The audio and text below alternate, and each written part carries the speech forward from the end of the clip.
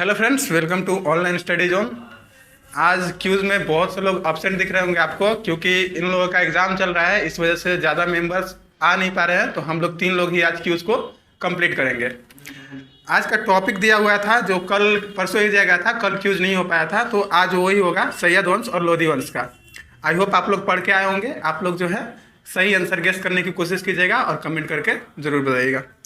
चलिए, पहला क्वेश्चन आप बताइएगा कि सैयद वंश के संस्थापक कौन है? खिज्र खां।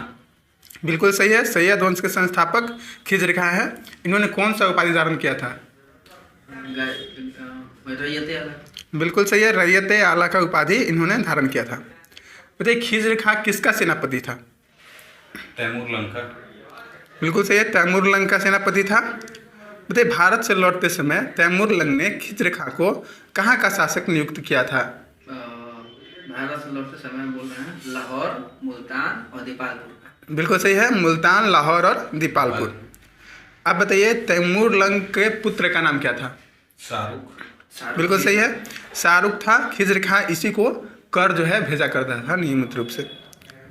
आगे बताइएगा कि खिज्र खां के पिता कौन थे और कहाँ के गवर्नर थे? मुल्तान के गवर्नर थे। बिल्कुल सही है, पिता थे सुलेमानी कोई है। ठीक है, मलिक सुलेमान। मलिक सुलेमान। आगे बताइएगा कि तैमूर ने भारत पर आक्रमण कब किया? 1198 में। 1398 में किया था। सही है।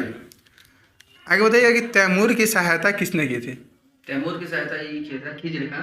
बिल्कुल सही, खिज्र खां किया था यहाँ पे। आगे बताइए, खिज्र खां दिल्ली की गद्दी पे कब बैठा? 1414। बिल्कुल सही है, 1414। खिज्र खां का पुत्र का नाम बताइए और उसकी उपाधि, वो कौन सा उपाधि धारण किया था, ये भी बताइएगा। उसका पुत्र का उपाधि शाह का उपाधि धारण किया था। बिल्कुल सही है, शाह का उपाधि धारण किया था। उसका नाम था मुबारक खां। मुबारक शाह उसी। ठीक है, आलम का केवल शाह। नहीं, केवल शाह का, शाह आलम वाला दूसरा है। तो इसका नाम था मुबारक खां, इसने शाह की उपाधि धारण किया था, तो ये मुबारक शाह हो गया। देखिए, खिज्र खां की मृत्यु कब हुई थी? डेट के साथ बताइएगा। डेट के साथ ईस्वी याद है 1321 में। 1421 में हुई थी। 1424 20 मई 1421 में। ठीक है, ध्यान रखिएगा, 20 मई 1421। बताइए, मुबारकाबाद की स्थापना किसने की थी मुबारक खां। और किस नदी के किनारे की थी? मुबारक खां किया था कावेरी नदी। यमुना। यमुना नदी के किनारे किया था और मुबारक शाह इसका नाम था।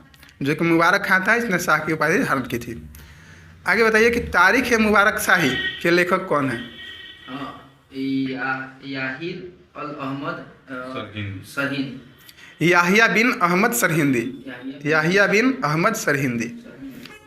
बताइए कि मुबारक शाह की हत्या कब कर दी गई? मुबारक शाह की हत्या 1434। ठीक है, 1434 में कर दी गई थी। तो आगे बताइएगा कि मुबारक खां के बाद मुबारक खां की मृत्यु के बाद कौन गद्दी पर बैठा था? मुबारक खां के बाद की बता रहा है मोहम्मद शाह। मोहम्मद शाह। ठीक है, मोहम्मद शाह। अच्छा बताइएगा कि मुबारक शाह की जो हत्या थी उसको करवाने में सबसे बड़ा हाथ किसका था, या फिर ऐसे कह सकते हैं किसने करवाई थी? सफदर उल मुल्क। ठीक है, पकड़ आप, सरवर उल मुल्क। ठीक है, सरवर उल मुल्क ने मुबारक शाह की हत्या करवाई थी। एक बताइए कि मोहम्मद शाह ने किसे खाने खाना की उपाधि दी? पास है। बहलोल लोदी। बिल्कुल सही है, बहलोल लोदी को मोहम्मद शाह ने खाने खाना की उपाधि दी थी। तो अब बताइए कि मोहम्मद शाह की मृत्यु कब हो गई?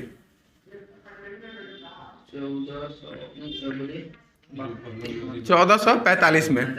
ठीक है, आगे बताइए कि मोहम्मद शाह के पुत्र अलाउद्दीन आलम शाह ने गद्दी पर बैठने के बाद कौन सी उपाधि धारण की थी? आलम शाह। बिल्कुल सही है, इनका नाम अलाउद्दीन था। इन्होंने आलम शाह की उपाधि धारण की थी, अलाउद्दीन आलम शाह। बताइए कि सैयद वंश का अंतिम शासक कौन था? अलाउद्दीन आलम शाह। ये था अलाउद्दीन आलम शाह। बिल्कुल सही है।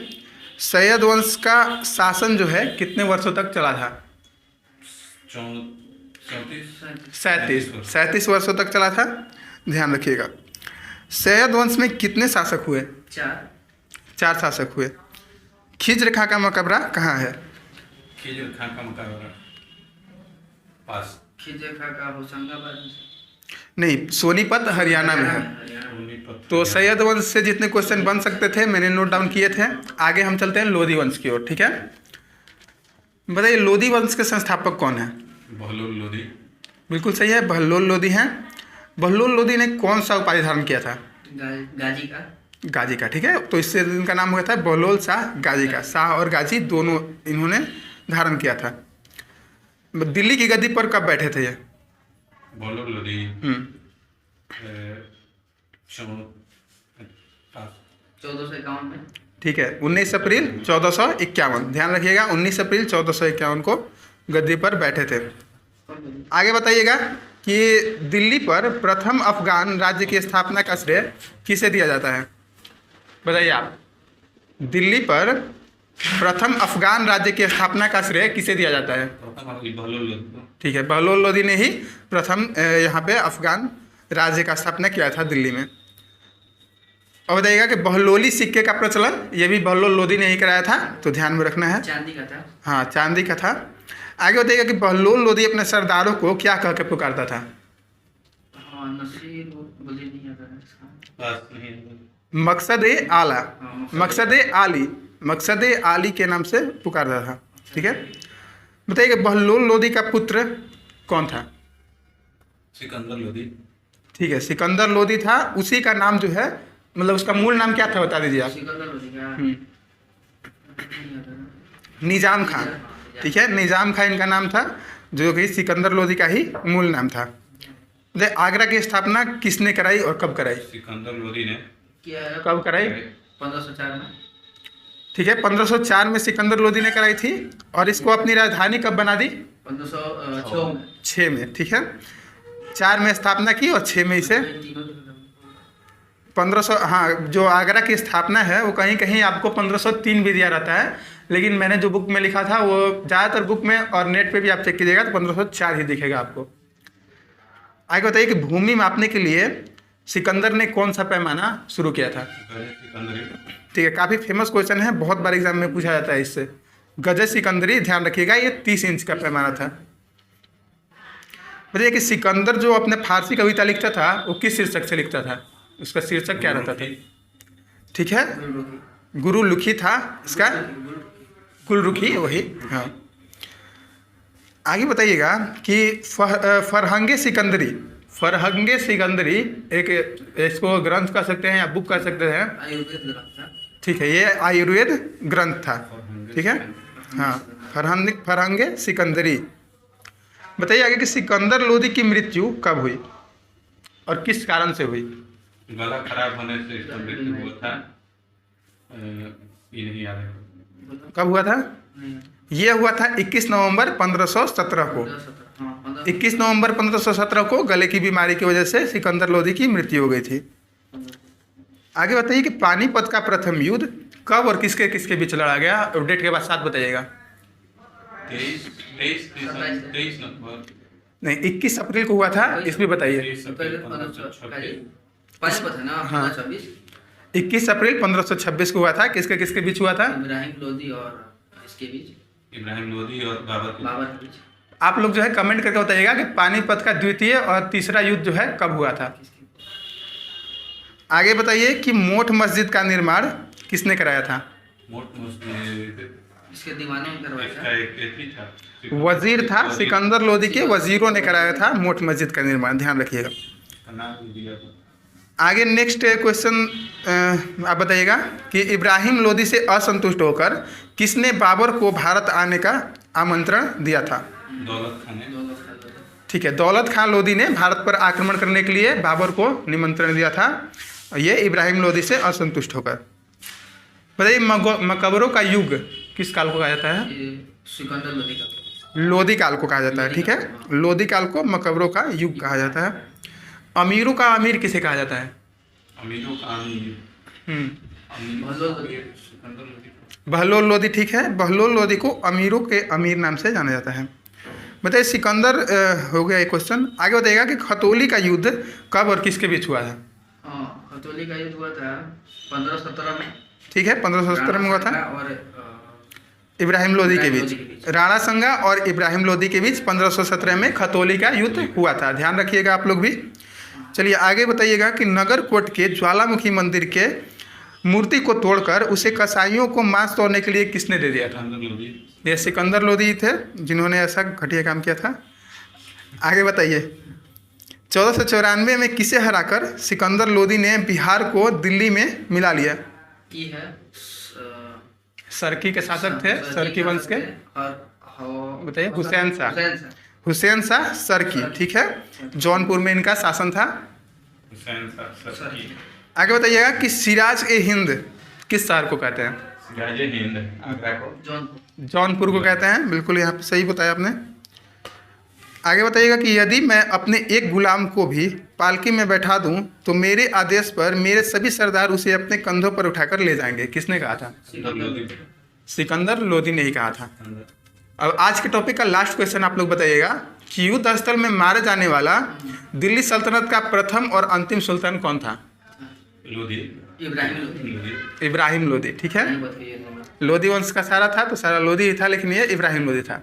आगे का आपको होमवर्क टेलीग्राम पे मिल जाएगा, तो आप लोग जो है होमवर्क देखिएगा। और चलिए अभी हम स्टार्ट करेंगे करंट अफेयर्स को।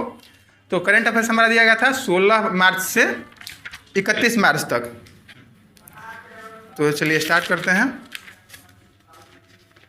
बताइएगा, राधे आपसे शुरू करते हैं। 16 मार्च को कौन सा दिवस मनाया जाता है? टीका नहीं, ठीक है, टीकाकरण दिवस। राष्ट्रीय टीकाकरण दिवस 16 मार्च को मनाया जाता है, ठीक है। आगे बताइएगा कि देश का पहला एआई आर्टिफिशियल इंटेलिजेंस और रोबोटिक टेक्नोलॉजी पार्क कहाँ लॉन्च किया गया है? बेंगलुरु में। बिल्कुल सही है, बेंगलोर में किया गया है, बेंगलुरु। बताइएगा कि भारत का पहला वर्ल्ड पीस सेंटर कहाँ स्थापित किया जाएगा? गुरुग्राम में। बिल्कुल सही है, गुरुग्राम में किया जाएगा। आगे बताइएगा कि यूके चिल्ड्रन बुक अवार्ड से के लिए किसे चुना गया है? मंजीत मान को। मंजीत मान, ठीक है। यूके चिल्ड्रन बुक अवार्ड के लिए मंजीत मान को चुना गया है। आगे देखिए महात्मा गांधी ग्रीन ट्रायंगल का अनावरण कहाँ किया गया है?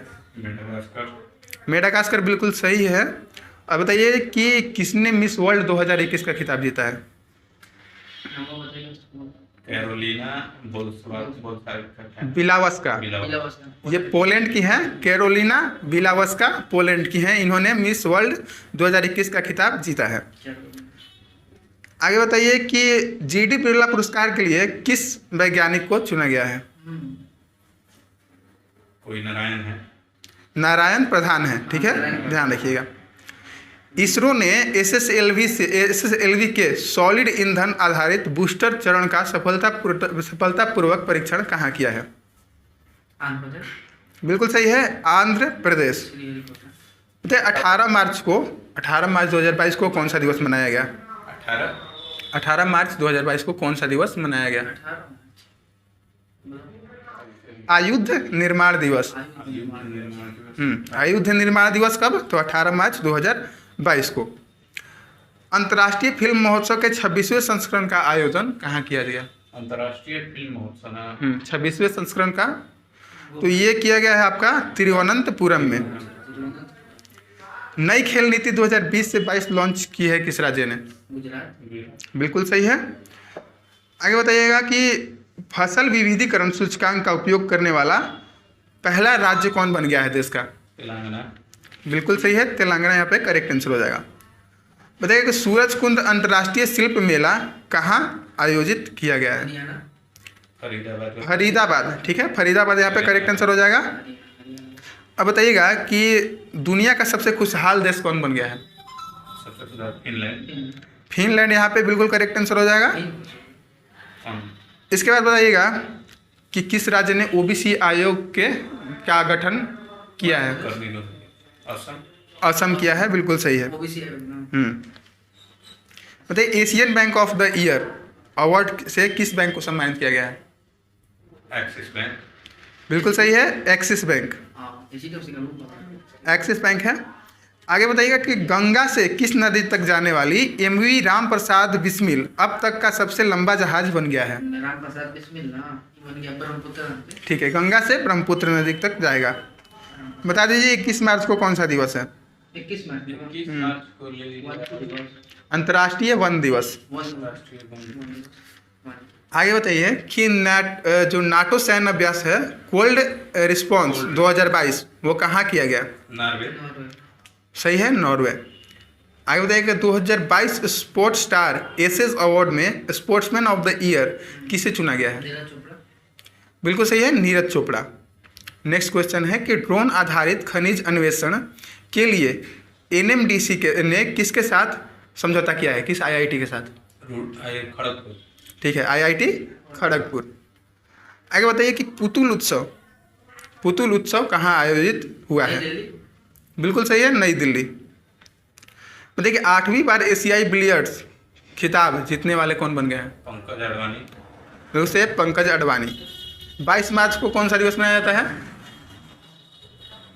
22 मार्च को जल दिवस, विश्व जल दिवस। बिल्कुल सही है, विश्व जल दिवस। बताइए भारत और किस देश के बीच 9वां संयुक्त अभ्यास लामीतीय 2022 हुआ है? लामीतीय सेशेल्स।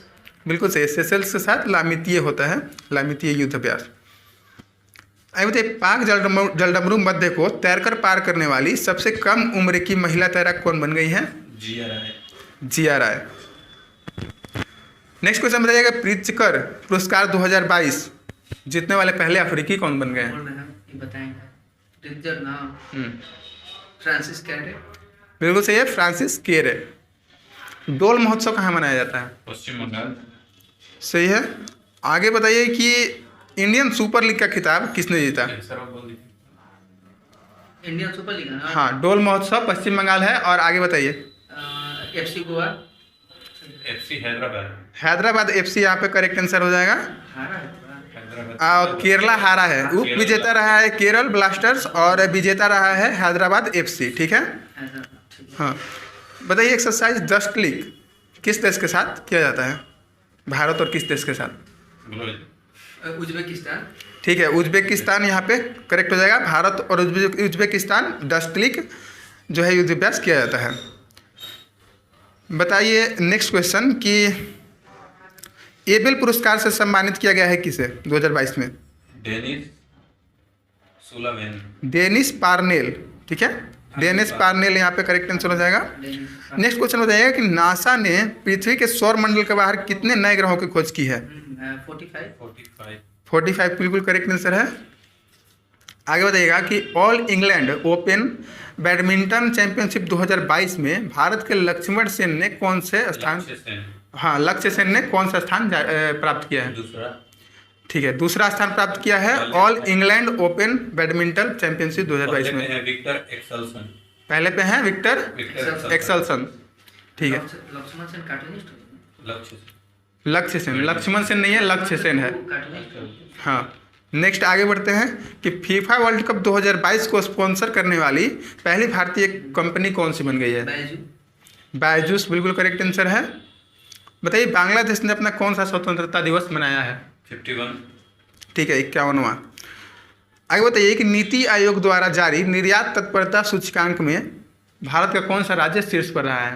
निर्यात में शीर्ष पर रहा है गुजरात शीर्ष पर रहे हैं। ठीक है।